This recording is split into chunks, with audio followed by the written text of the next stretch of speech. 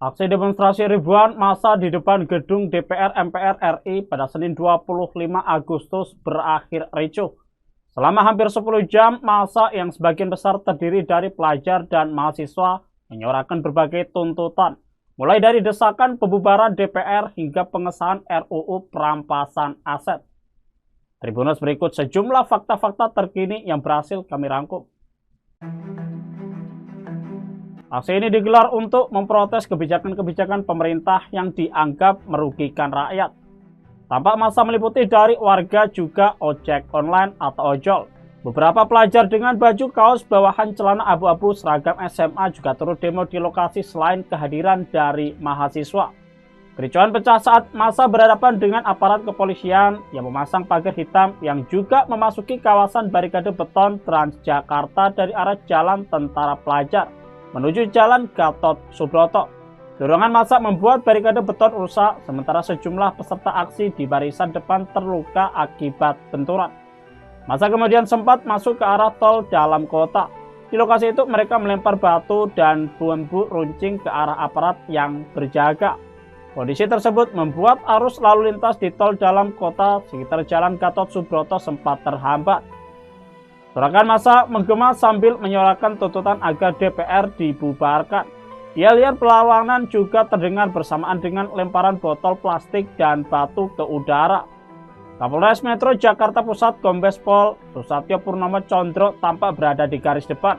Ia berulang kali mengimbau massa agar mundur dan tidak merusak fasilitas umum.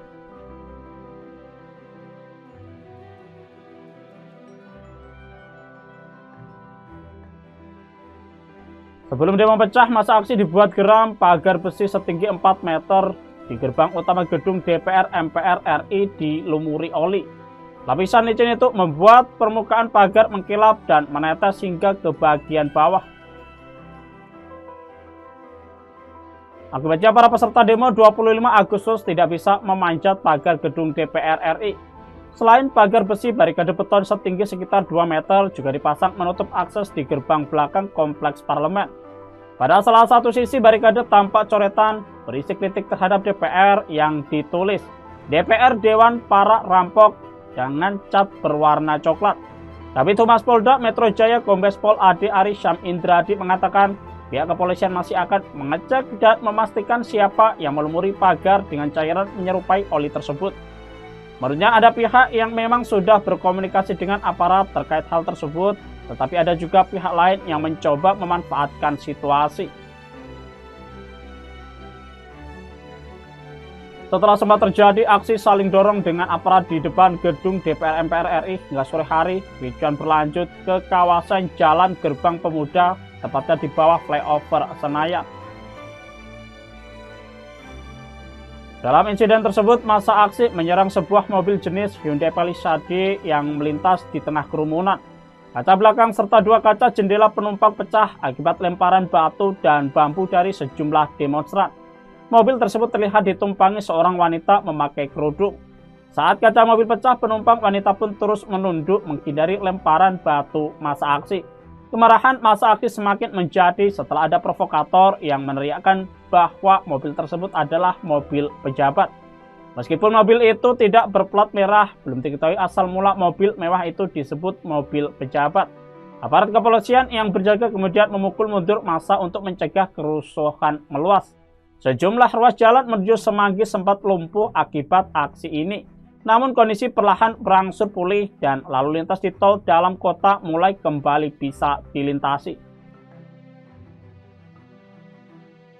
Di tengah bentrokan yang terjadi, Komisi 1 DPR RI menggelar rapat dengar pendapat umum atau RDPU terkait rancangan undang-undang penyiaran pada Senin 25 Agustus.